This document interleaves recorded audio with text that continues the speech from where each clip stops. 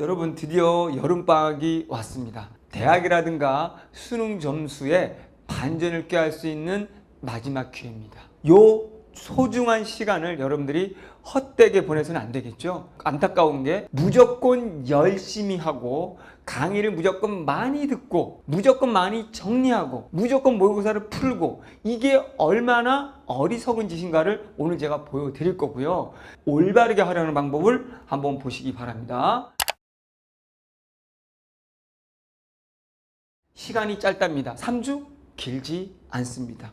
금방 갑니다. 우왕좌왕합니다. 그런데 자, 3주 동안 문학을 공부한다고 했을 때 수많은 EBS에 나오는 문학 작품들을 모두 다 정리할 시간은 없어요. 이건 미친 짓이에요. 여러분들이 EBS 문학 작품을 공부하긴 하되 나올 수 있는 것 중심으로 하는데 나올 수 있는 기준은 있습니다. 예를 든다면 기존의 모의고사에 나왔던 것들, 올해 나왔던 것들 작품 제외하면 되고요. 그동안에 나왔던 수능 기출작품과 동일하고 기출작가와 동일하면 우선 또 아웃시키면 되는 겁니다.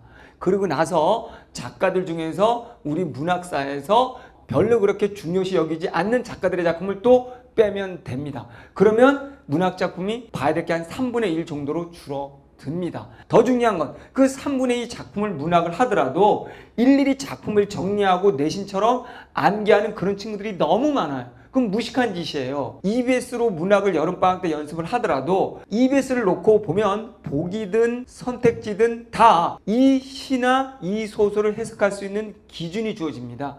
그 기준을 토대로 그 범위에서 여러분이 스스로 빠르게 객관적으로 느낌도 주관도 아니고 객관적으로 빠르게 해석할 수 있는 그 연습을 하고 그 힘을 키워야지 수능날 여러분이 분명히 절반은 낯선 작품이 나오거든요.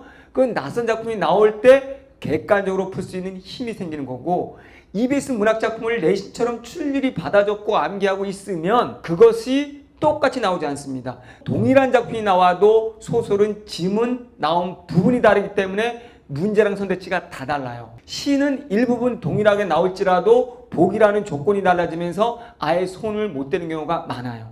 여러분들은 지금 이거 들으면서 재수생이나 삼수생은 그렇지라고 물음을 치면서 공감을 할 겁니다. 고3들은 아직 그걸 잘 모를 거예요. EBS 문학작품 정리하고 받아 적는 거 하지 마십시오.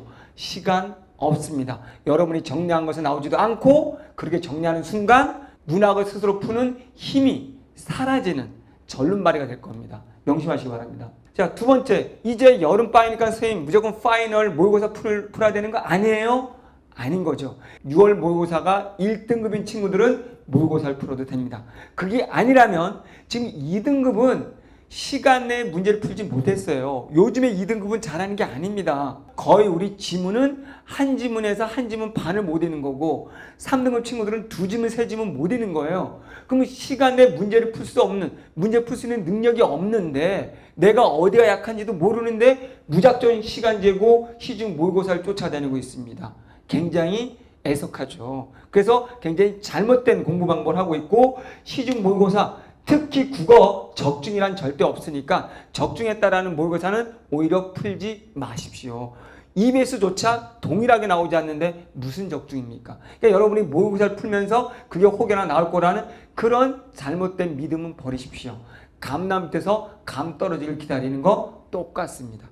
자, 유행하는 모의고사를 무조건 푸는 건 희망 고문이다. 이거 풀었다고 잘날 것 같은 거 아니라는 거죠.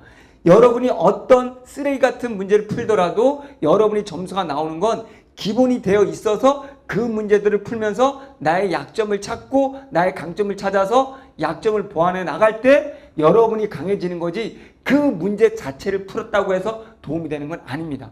근데 뭐가 약점인지 강점인지조차도 모르고 그냥 무작정 풀고 쫓아가기 때문에 점수는 안 나오는 거예요. 그래서 출제 원리와 문제 유형별 접근법을 다시 여름방학이지만 시중 모의고사 쫓아가지 말고 기출문제를 제대로 분석하세요. 선생님 저 그동안 기출문제 분석했는데요. 문제만 풀었지 해설서만 봤지 제대로 푼 게 아니죠. 시중에 있는 모의고사 기출문제를 풀었다면 그냥 뜻풀을 해놓은 걸 거예요.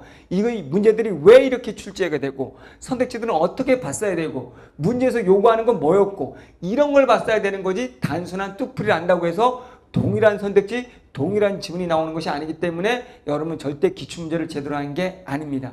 기본을 한 게 아니죠. 그래서 기본으로 돌아가라는 겁니다. EBS를 공부하거나 다시 기출문제를 보라는 거예요. 그랬을 때 문학 같은 경우는 자, 기출문제 나온 문학이든 EBS 나오는 문학이든 보기랑 선택지를 통해서 기준을 잡아서 객관적으로 접근해서 스스로 완벽하고 빠르게 주관이 아닌 느낌이 아닌 빠르게 해석할 수 있는 능력을 키우고 내가 알고 있는 내용으로 풀어서는 정답이 안 나온다는 걸 명심하시면 됩니다. 자, 그리고 또 기본으로 돌아가는 것은 비문학 같은 경우는 길고 복잡한 독서 지문, 이 독서 지문을 매일매일 글쓰기 논리에 따라서 논리적으로 읽는 방법. 논리적으로 읽는다는 방법은 서론만 봐도 본론이 무슨 내용이 나오는지 알아야 되고 첫 문장만 봐도 나머지 문장들이 뭐가 나올지 아는 그런 논리들, 글쓰기 논리에 따라서 작가의 관점에서 읽어야 되는 거지 독자의 관점에서 읽으면 지 멋대로죠. 작가가 이런 의도에서 썼고 작가가 그래서 이러한 조사, 이러한 부사를 쓴 거야, 이런 동사를 쓴 거야라는 걸 아는 논리 속에서 읽어가야지 굉장히 빠르고 쉽게 읽을 수 있습니다. 그런데 대부분 우리 수업들은 그냥 단순히 문장 쫓아가면서 뜻풀이 해주고 일일이 자세히 뜻풀이 해야죠. 일일이 자세히 뜻풀이 하면 전체 글이 안 보입니다. 그러면 요즘 수능 독서는 전체 맥락 속에서 연결을 찾는 건데 결국은 한 문장 한 문장을 보게 되는 거죠. 그러면 아무리 문제를 풀어도 늘지 않습니다. 자, 매일 아침 가장 중요한 건 지금 보세요.